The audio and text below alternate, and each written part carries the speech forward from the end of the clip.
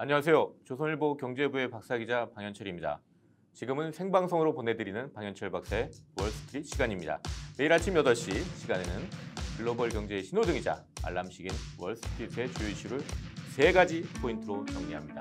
그리고 차례차례 이슈를 격파해 볼 텐데요. 그럼 6월 11일 금요일 생방송 방현철 박사의 월스트리트를 함께할 분을 소개해드리겠습니다. 미래에셋증권의 글로벌 주식 컨설팅 팀에서 일하고 계시는 성창경 선임연구원님 나오셨습니다. 안녕하세요. 안녕하십니까. 예. 미래에셋이 이 유튜브 쪽으로 되게 열심히 하잖아요. 예. 네. 예. 요새 실적도 좀 좋지 않아요? 그 뭐, 유튜브 쪽으로? 증권사 중에 예. 최고 저희가 구독자가 100만이 넘고 네, 주요 100만. 영상들도 조회수가 굉장히 네. 높은 편이라 증권사 중에서는 네, 상당히 꽤 잘 높다고 나가는 거네요. 예, 그러니까 100만 넘는데 그러니까 몇 군데 안 되잖아요, 사실. 맞습니다. 예. 키움하고 삼성, 그리고 아시죠? 미래에셋 예, 이런 정도. 맞습니다. 예. 그 거기도 출연 좀 하시나요? 네, 회사 작년에 초기에 조금 더 많이 했고 네. 그리고 라이브 방송 조금 하다가 그런 상황입니다. 그렇군요. 예. 네. 별로 불편함은 없으시겠습니다. 아, 예. 예. 자, 이렇게 잠깐 우리 성 선임하고 네. 인사 나눠봤고요. 본격적으로 시작하기 전에 그러면 오늘 새벽에 있었던 월가에 있었던 일들을 짧게 브리핑 해드리겠습니다. 11일 새벽에 끝난 월가 증시에서 S&P 500 지수는 0.47% 오르면서 4,239.18에 마감해서 사상 최고치를 경신했습니다. 다우 지수는 0.06%, 나스닥은 0.78% 올랐습니다. 미국 재무부에 따르면 미국 10년 만기 국채 금리는 연 1.45%로 떨어졌습니다. 이날 나온 미국의 5월 소비자 물가 상승률은 5% 해가지고 2008년 8월 5.4% 이후 가장 높았습니다. 월가 전망이 4.7%보다도 높았습니다. 지난 5일로 끝난 지난주에 미국 실업수당 청구 건수는 37만 6천 명으로 코로나 팬데믹 이후에 가장 적었습니다. 6주 연속 감소 수입니다. 자, 이런 가운데 제가 오늘 월스트리트의 3가지 포인트를 한번 꼽아봤습니다. 첫 번째, 5월보단 6월 물가. 두 번째, 인플레 전쟁터 된 금리. 세 번째, 벽에 부딪힌 밈 주식. 이렇습니다. 먼저 하나하나 알아보겠는데 먼저 5월보다 6월 물가 요 주제로 한번 얘기해 보겠습니다. 일단 오늘 새벽에 나온 거는 5월 물가죠. 네, 맞습니다.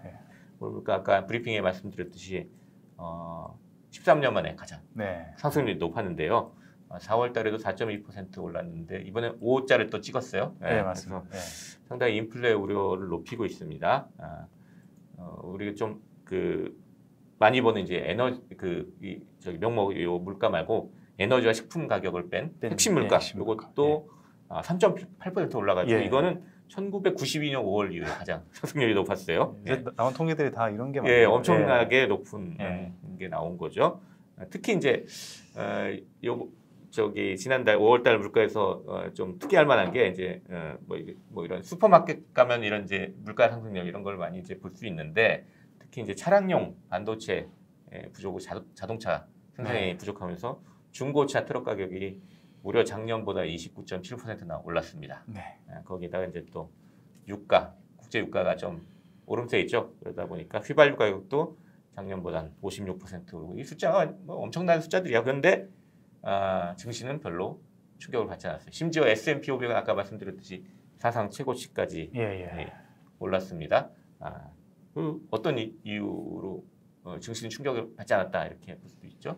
일단은 뭐 이벤트가 시장이 주목하는 이벤트가 있었는데 숫자 자체가 이제 아까 말씀드린 굉장히 장기로 봤을 때 높은 수치이기는 하지만 일단 지난달 대비해서 저희가 이제 데이터를 비교한 게 있어서 전년 동기 대비도 있지만 바로 전월 대비도 할 수 있잖아요. 전년 동기 대비해서는 작년에 이제 코로나 맞고 2월, 3월, 4월, 5월까지가 굉장히 낮았고 특히 이제 4월이 조금 낮기도 한 부분이 있었기 때문에 이제 그런 부분이 있었는데 지금 5월 데이터 나온 걸 보니까 전년 동기 대비해서는 높지만 지난해 대비해서 일단은 좀 떨어지는 부분이 그런 게 있었고. 그래서 소위 말해서 연준이 말하는 일시적이다. 이 부분이 아무래도 확인되는 부분이 아닌가. 그래서 GDP 같은 경우도 보시면은 2분기가 피크라는 거를 지금 시장이 알고 있기 때문에 골드만삭스 보고서도 그렇게 나왔어요. 2분기 한 10% GDP 성장이 그렇죠. 나오고 뭐 그 피크일 거다. 그러니까 2분기 어떻게 보면 2분기 GDP가 좋으면 주식시장도 계속 지금까지 달리는 게 맞았잖아요. 근데 주식시장도 그걸 인지하게 된 순간부터 이제 상반기부터 좀 쉬어가고 있는 거고 이제 물가 같은 경우도 어느 정도 그런 게 인지를 하다 보니까 이제 물론 말씀하신 뭐 타이틀에서 말씀하신 6월 물가가 계속 확인해야 될 것들은 있겠지만 그런 부분이 시장에서 어느 경로가 어느 정도 예상이 되다 보니까 그런 게 있고요. 특히 또 구성 항목을 보면은 말씀하셨다시피 중고차 같은 경우는 뭐 쇼티지가 특히 팬데믹 때문에 이동을 위해서 많이 쓴 부분, 대중교통 대신에 쓴 부분도 있을 거고 두 번째로 이제 많이 알려진 반도체 부족 때문에 신차가 덜 나오니까 중고차 수요가 올라간 부분이 지금은 뉴스플로우를 보면 좀 해결되고 있다고 하지 않습니까? 그러면 가장 많이 기여한 품목이 그런 게 조금 일시적인 부분일 것 같고 그 다음에 소위 펀더멘털리하게 물가 영향을 미치는 항목이 뭐 헬스케어나 주택일 텐데 그런 부분은 또 높지 않게 나왔지 않습니까? 그 데이터를 보면 주택 같은 경우는 약간은 이제 약간 노이즈가 있을 수 있는 거는 지금 미국에서 그 팬데믹 기간에 이제 집주인이 그 임차인을 태거를 할 수 있는 게 막은 게 있어요.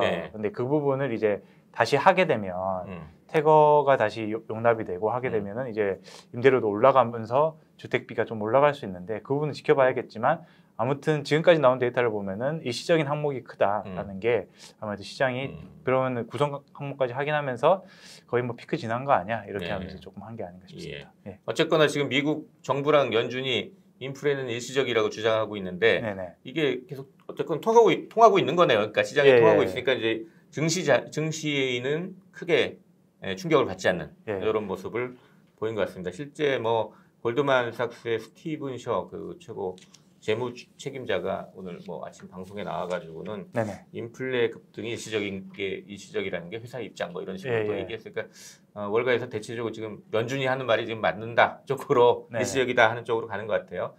결국 저희는 이제 뭐 그게 지금까지는 맞는 상황 같고 저희가 투자자로서 확인해야 될 부분은 일단은 뭐 다음 주 시계열별로 보면 다음 주에 그 FOMC의 코멘트랑 그다음에 PPI 그 생산자 물가가 발표되는데 중국 같은 경우는 최근에 데이터가 좀 갈리고 있습니다. CPI는 좀 안정되는데 PPI가 계속 오르는데 미국도 만약에 그런 부분이 확인되는지 여부랑 그다음에 그 FOMC야 뭐 노 이벤트라는 의견이 많긴 하는데 다음 주에 있을 FOMC 뭐 특별히 없을 거라는 의견이 많긴 하는데 이번 주 초에 보면 이제 CNBC에서는 테이퍼링 언급이 나올 수 있다라고도 했고요. 그리고 어제 밤 지난주에 있었던 그 ECB에서 유럽 중앙은행에서도 일부 위원들이 그 테이퍼링 거기는 이제 긴급 자금 매입하는 PPP라고 있지 않습니까? 그거를 줄여야 된다고 한 위원들이 좀 있었어요. 그래서 이제 FOMC에서 그런 전반적인 의견은 테이퍼링이 아니겠지만 몇 명의 위원이 또 그런 이야기를 했냐에 따라서 시장이 또 좀 반응하는 그런 경로가 있을 것 같고 좀 더 지나면은 이제 이번 달 지나서 말씀하신 6월 물가부터는 이제 기저효과가 특별히 없기 때문에 그 부분 확인하는 거 그리고 이제 조금 더 지나면은 이제 한 달 후면은 또 시적 시즌이 또 시작합니다 벌써. 근데 시적 시즌에서 1월 달에는 굉장히 이제 역대급으로 인플레이션에 뭐 몇백 건 정도로 CEO들의 언급이 많았는데 이번에도 언급이 있는지 여부랑 저희가 주식을 투자하는 관점에서는 이 인플레이션이 있다라고 해서 단순히 안 좋은 게 아니라 인플레이션의 가격을 전가를 했을 때 가격 전가 여부랑 가격을 전가를 했을 때 수요 단에 어떻게 영향을 받는지 그런 전망들을 할 텐데 이제 그 주식을 투자하는 관점에서는 그런 것들이 중요하기 때문에 그런 것들을 계속 시간별로 좀 확인하면서 지금은 조금 나아지긴 했지만 두드려 보면서 확인하는 게 필요하지 않나 싶습니다. 일단 5월 물가는 이렇게 나왔으니까 앞으로 봐야 될 게 그러니까 첫 번째 그러니까 다음 주에 나오는 FOMC나 뭐 이렇게 생산자 물가 이걸 봐야 되고 두 번째 또 좀 이후에 나오겠죠. 그러니까 6월 물가. 왜냐하면 전년보다 이제 그 전년에 물가 상승이 낮을 때 올해 높아진 게 기저효과라고 했잖아요. 이게 기저효과가 사라지는 게 아마 6월 이후부터 사라질 것 같은데 그럴 때도 인플레가 계속 있는지 이거 확인해야 된다는 거고 세 번째 이제 2분기 실적 시즌이 그 이후에 이제 또 시작될 텐데 실적을 발표할 때 이제 CEO들이나 이제 그 회사에서 얘기할 거 아니에요. 이게 인플레 압력이 있다 없다. 뭐 수요 사람들의 수요가 많다 적다 이런 얘기를 할 텐데 거기서 우리가 인플레에 대해서 더 힌트를 얻을 수 있는지 이런 세 가지를 좀 앞으로 좀 지켜봐야 된다. 네. 이렇게 정리를 하면 되겠습니다. 네. 자, 이렇게 해가지고 첫 번째 이슈인 5월보다 6월 물가 네. 이렇게 이슈를 격파해봤습니다. 네. 두 번째는 이제 인플레 전쟁터된 금리 이렇습니다. 사실 이 금리라는 게 이 저희 주식시장에 또 미치는 영향이 상당히 크잖아요.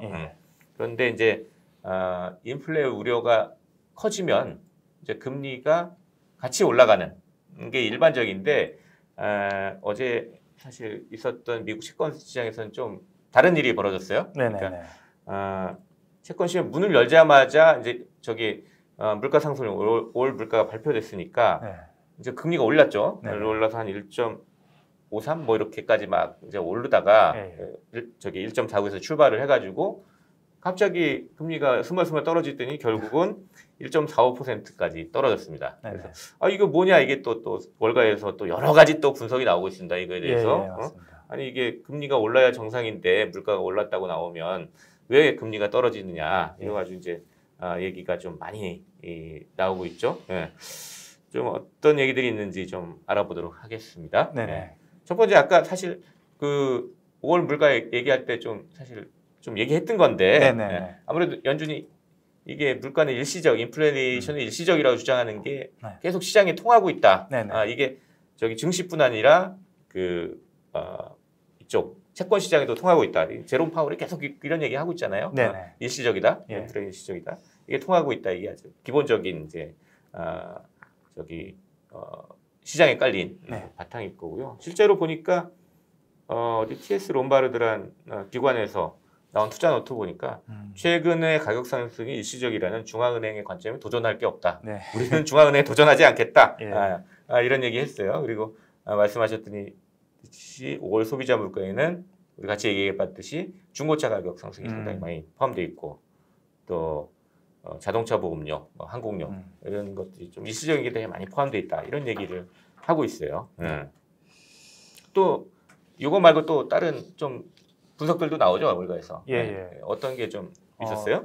일단은 뭐 단기 뉴스 플로우를 보면 어제 뭐 ECB의 어떤 테이퍼링을 그런 언급하지 않은 부분, 완화되었던 부분이랑 그다음에 국채 입찰을 했는데 한 27조 원 했는데 뭐 계속 정기적으로 하는 거긴 하지만 아무튼 수요가 견고하다. 수요가 많고. 그래서 뭐 미국의 상대적인 경제 회복 대비해서 채권의 매력 이런 것들이 있는 거긴 한데 조금 이제 물가랑 그 금리의 관계에 대해서 조금 더 말씀을 드리자면 결국에는 저희가 이제 물가라는 부분이 저희 뭐 인플레이션이라는 단어를 보면은 약간 좀 위화감이 드실 수도 있지만 어느 정도 물가 상승이 항상 있어야 되잖아요. 그게 이제 저희 말하는 완만한 물가를 좋아하죠. 맞습니다. 그래야 소비가 상승을. 그래서 뭐 리플레이션이라는 표현도 쓰는데 그래서 물가와 금리의 좀 관계를 보면 이게 왔다 갔다 합니다. 그래서 이제 경제가 뭐 10년짜리 사이클도 있을 거고 뭐 한 3년 정도 저희 말하는 재고 사이클, 중기 사이클도 있을 텐데 한 중기 사이클 정도의 관점에서 물가와 금리의 관계를 좀 말씀드리면 지난 팬데믹 때부터 그냥 말씀드리면 될 것 같아요. 이제 위기가 딱 오니까 위기 직전에는 이제 너무 안 좋을 것 같으니까 기대 물가도 떨어지고 소위 말해 디플레이션을 걱정하게 되고 그런 상황에서 이제 처음 스타트는 미국이 연준이 100bp를 낮추면서 그다음에 QE까지 하면서 하다 보니까 포인트 낮춘 거죠. 그때 이제 기대 물가라는 부분이 다시 반등을 하면서 올라왔습니다. 그러니까 물가가 오르면서 금리를 낮추면서 물가가 오르는 부분이 요게 이제 보통 첫 번째 국면인데 이때는 굉장히 이제 완화적인 부분이 실제로 시장이 먹히면서 그 디플레이션을 벗어날 리플레이션 효과를 기대하면서 달러도 약세가 되고 금융시장이 많이 반등을 하는 국면이에요. 경기 회복이 될 거다 이런 기대가 이제 높아졌다는 거죠. 맞습니다. 처음에. 이렇게 되다가 완화적인 부분이 되다가 이제 충분히 기대 물가가 올랐다고 생각하면 결국에는 완화적인 정책 또는 시장 금리라는 부분은 약간 플랫하게 가게 됩니다. 이렇게 되면은 평평하게 플랫. 더 이상 이제 완화적인 부분이 더 이상 벌어지지는 않겠다. 뭐 테이퍼링 한다는 의미는 아니고요. 이 정도 완화적인 수준 유지하겠다라고 되면은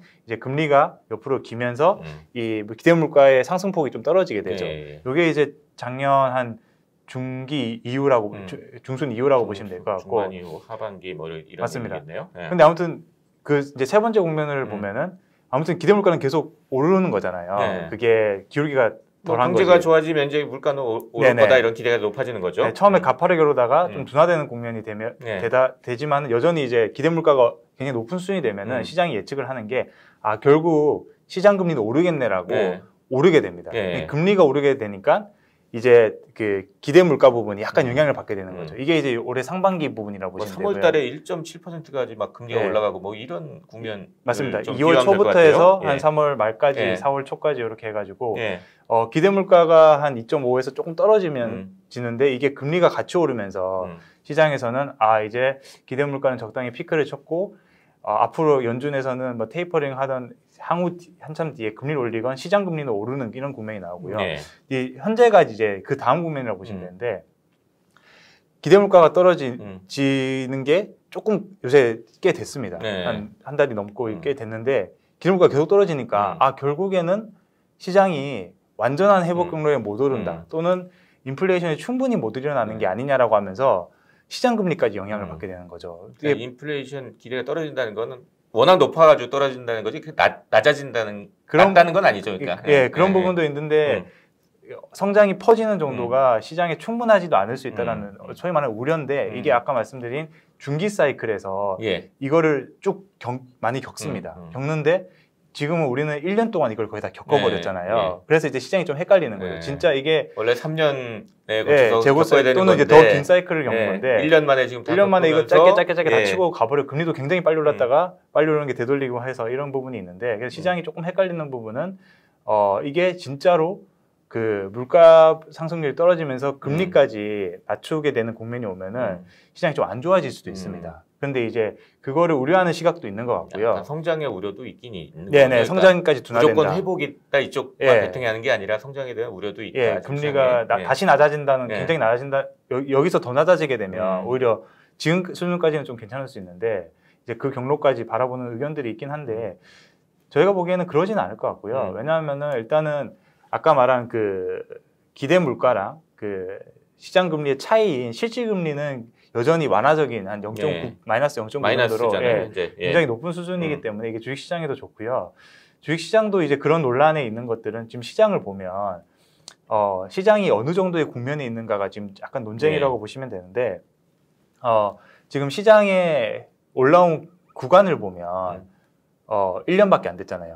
상승 초기다, 회복 초기라는 의견이 있는데 시장의 성격을 보면 로테이션이 굉장히 빨랐기 때문에 중기가 지났다는 의견이 있고 시장의 밸류에이션을 보면은 거의 말기에 밸류에이션을 차했습니다. 그래서 지금 굉장히 지금 외생적인 충격에 와서 소위 말하는 저희가 재난, 그러니까 뭐 질병이라든지 코로나라는 충격을 받은 거죠. 과거에 뭐 지진이라든지 샌프란시스코 지진이라든지 아니면은 전쟁이 있을 때 굉장히 빠른 회복이라면서 논란이 많은데 좀 그런 게 지금 채권 시장과 마찬가지로 주식 시장에도 있다.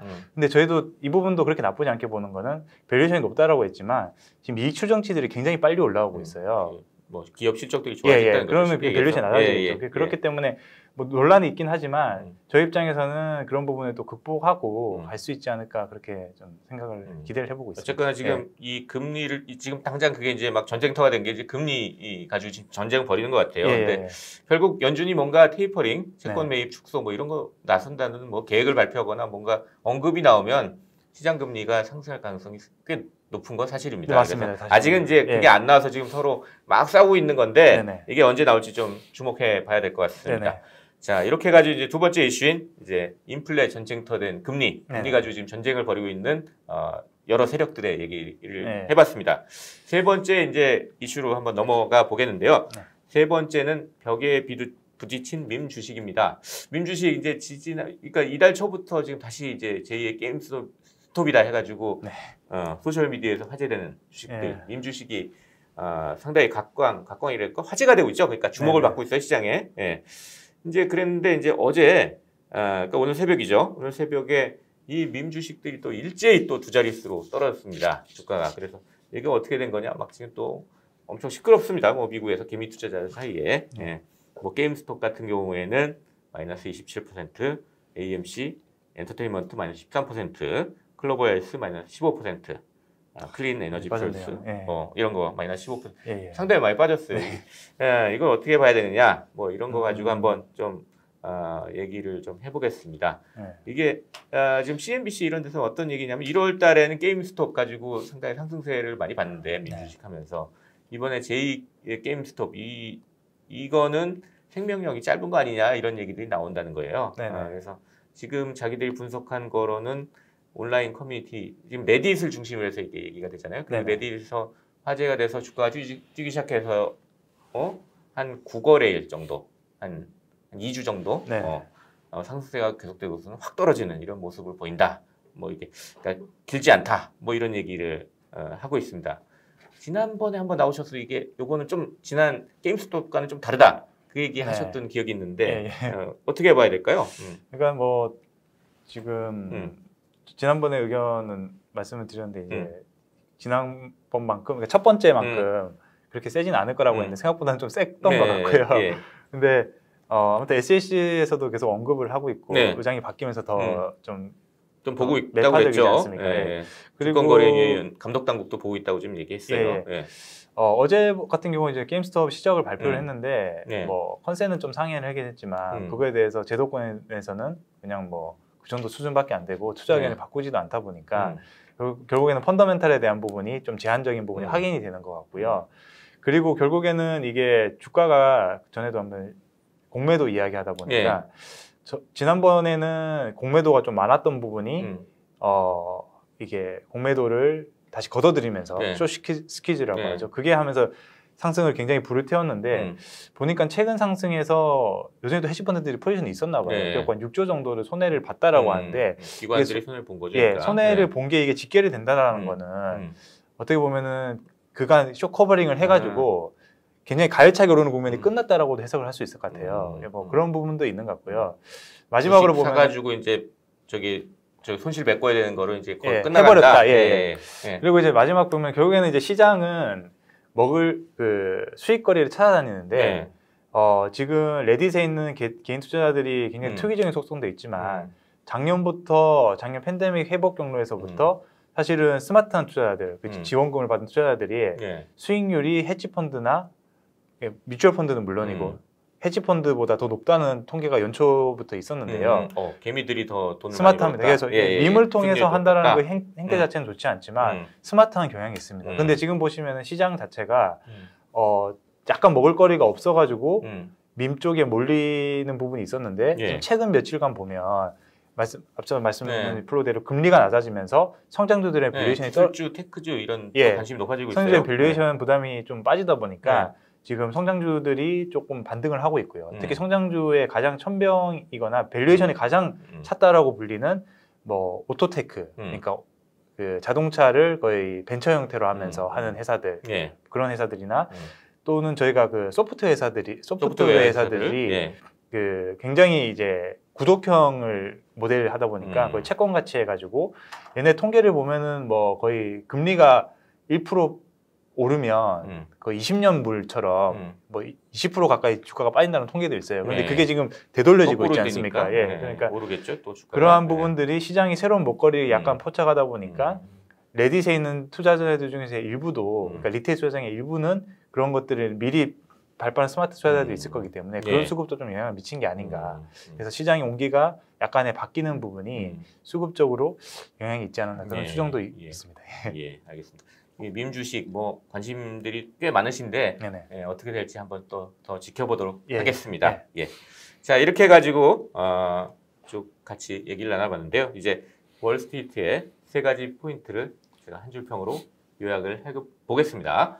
첫 번째, 그 미국 5월 소비자 물가가 5%나 올랐지만 증시는 큰 충격을 받지 않았습니다. 5월 물가보다는 인플레가 장기화될지 6월 이후 물가를 봐야 한다는 말이 나옵니다. 연준의 말대로 인플레가 일시적으로 끝날지 아니면 장기화될지 지켜봐야 하겠습니다. 두 번째, 금리가 하락세를 보이고 있습니다. 미 연준이 테이퍼링 계획을 밝히는 등 이 행동에 나서기 전까지는 시장도 금리 상승 방향으로 움직이지 않겠다는 것으로 보입니다. 하지만 언젠가 연준은 행동에 나설 겁니다. 레이더를 세우시기 바랍니다. 셋째, 소셜미디어를 통해서 매수 세력을 모으는 밈 주식이 크게 하락했습니다. 세상에는 영원히 오르는 것도 영원히 떨어지는 것도 없다는 것을 기억하시기 바랍니다. 자, 이렇게 해가지고 제가 쭉 오늘의 그 포인트를 정리를 해봤습니다. 자, 오늘 좀 어떠셨나요? 좀 요새 큰 이슈들이 없어가지고 매일 약간 비슷한 얘기들이 반복되긴 하는 것 같아요. 예. 예. 그래서 뭐 시장이 지금 어떤 팬데믹 이후에 예. 정말 뉴스 플로우가 많았던 게 이제는 예. 약간은 좀 정상화되는 국면이기도 한 것 같고요. 예. 그래서 어떤 그런 상황이 오히려 아이러니하게 이제 주식시장은 약간 재미없는 국면이기도 했는데 최근에 밈 주식이 좀 재미를 줬어요. 예, 예. 그 재미를 보신 분들은 참 예. 부럽죠. 어떻게 예. 보면. 예. 근데 아까 이제 마지막 주에서 말씀드렸다시피 최근에 성장주들이 약간 반등을 하는 부분이 네. 다시 한번 좀 저희 같은 기관에서는 좀 기대하게 한 요소기도 해서 네. 조금 기대를 성장주, 기술주, 테크주들이 다시 좀 반등하는 거 좀 지켜볼 필요가 있다. 국내 투자자분들 예. 대부분 또 그걸 사셨잖아요. 예, 많이 샀죠. 예, 예. 그쪽을 좀 지켜볼 필요가 예. 있겠습니다. 네. 자, 6월 11일 이제 라이브를 마칠 시간이 됐습니다. 예. 지금까지 6월 12일 생방송으로 보내드린 박현철 박사의 월스트리트 함께 해주신 여러분께 감사드립니다. 다음 주 월요일에도 저는 아침 8시 월스트리트를 3가지 포인트로 진단하는 박현철 박사의 월스트리트로 돌아오도록 하겠습니다. 지금까지 함께 해주신 미래에셋증권의 글로벌 주식 컨설팅 팀 성창경 선임 연구원님이셨습니다. 감사합니다. 감사합니다.